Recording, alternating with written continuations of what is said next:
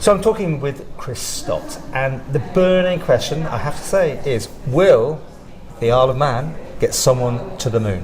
Absolutely yes. Really? 100%.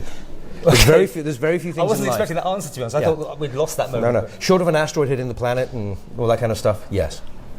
So we were almost there this last year with Space IL, the Israeli mission. Yeah. Odyssey Moon and Isle of Man Company merged with them in 2012. And there were Manx flags, Manx equipment, Manx all sorts of good payloads on board from our customer base. We got within 500 feet of the lunar surface. It's a learning experience, a test flight. But I'm under so many non-disclosures. So I'm trying to think, what can I say? But I can say there's a series of Manx companies, a series of global companies coming to the Isle of Man to get their licensing to go forward, because it's one of the only places in the whole world that supports the commercialization and commercial steps out to the next frontier. A couple of years ago, the Society of Satellite Professionals International, we did a report for government on where should we go next. And everyone was talking about Mars and all these other things. And that's fantastic. It's really very cool. And that is the next step. But we said, look at the moon. We think there's real change happening there. And since we've done this, we've now seen the Chinese have landed at the South Lunar Pole. They've got operations there underway. India recently almost got there as well, like the Israelis. But that's another test flight now. Another test flight, because it's hard. This is rocket science. That's not cheap, having a mistake like that. They got within a few hundred miles or whatever it was. So there's several other Manx companies. NASA's come out with its plans to return to the moon, and as have European companies, other jurisdictions. The race is on. And the Isle of Man's playing its part. Absolutely, yes. We are the bleeding edge, the cutting edge, the tip of the spear. We are that magic source that makes those companies more successful, and they know it. From spectrum to financing to more and licensing. And this is just a financial thing, or do you have substance here? I mean, no, there will be absolute substance here. Yeah. There's already equipment being built on the Isle of Man for parts of the moon rovers and everything else. Oh, absolutely. Same way it's built for the Mars rovers and other NASA missions. It's already today being built here. Can I push on a time scale? I'd say robotic missions probably in the next 3 years, and these are commercial missions through the Isle of Man. So there'll be Manx flagged, Manx registered equipment on the lunar surface working, and then probably, if it works well, humans back in Manx licensed facilities in about 7 to 8 years. It seems like a long way away, but no. But because we were always in this, like the fourth possible nation to get back to the moon. We're fifth or sixth. We're still listed as fifth or sixth. So we slipped a bit, or no. I mean, because the Israelis were about to land, and we were part of that mission, so that would have tipped the box. We would have been fourth. Wow.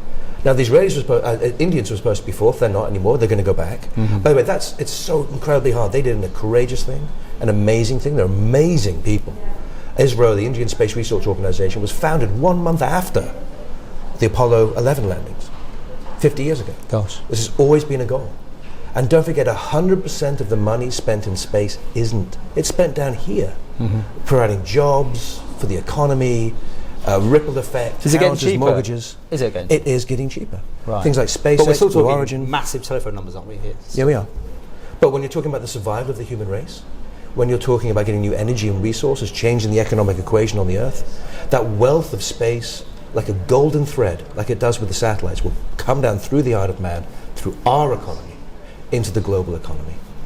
Just watch this space, you'll update us. Well, there always was a man in the moon. And there was always that rumour that when Mr. Armstrong landed, he used to say, one step for man, and one small step to the Isle of Man for your holidays, but he fluffed the line. No, I should ask you, joking. Does the missus want to go back, you know? Is he kidding? With Artemis? Absolutely, yes she does. Man on the moon? Yeah. Wow. Man and women on the moon. So, but man, M-A-N-N, will be on the moon. Also, Europa. I know I'm throwing it in there at the last minute. So we had Dr. Paul Schenk come to the Isle of Man about 3 years ago from the Lunar and Planetary Institute, who's an expert on Europa and Jupiter. NASA's now sending a mission to Europa, which is the world that's covered in ice with the hot water underneath. There's an ocean under the ice. This is what they covered in Space 2001: Space Odyssey in 2010 and all that. Yeah. Wow. And there's a rift in the ice. There's a big canyon in the ice, and the canyon is called Manannan. I'm not making this up. Who named that? Well, they ran out. Well, NASA ran out of Greek naming, so they came to Celtic naming, and so they saw this Manannan. You were mining information today. This is I love it. That's why I love it. I never get to talk to anyone. So this is great. So I'm always just working, right? Yeah. So Paul Schenk from the Lunar and Planetary Institute, NASA's LPI, came and spoke on the island to the Astronomical Society about 3 years ago, and he's an expert on Europa, and that's why we had him come speak. And so the canyon, so an asteroid must have hit it and rift in the ice. So it's the thinnest piece of the ice. So they can break through and put a rover down into this ocean that's down there. They don't know what's in there. But it's again, Manannan again. And the optics of all of that will be made here on the Isle of Man. Passionate Manxman. Oh, yes. That's the thing. I know. If And there the was a wife's Manx flag, I'd be waving it. And You the know what wife's I'm like. a surrogate you brought in, honorary one, right? I'm still the honorary rep, yeah. I think I'm the last one left. But I take it passionately. Okay. I love it. Oh, come on. This is, Yeah. And again, our schools programs, it's all about putting something back. Yeah, we've done another interview about that, and you can see that. If people want to get involved in that in schools, get a chance to have the most amazing time. So ManSat.org. check out that other one, Yeah. ManSat.org. ManSat.org, yes. Okay. Thank you very much. Paul, thank you very much.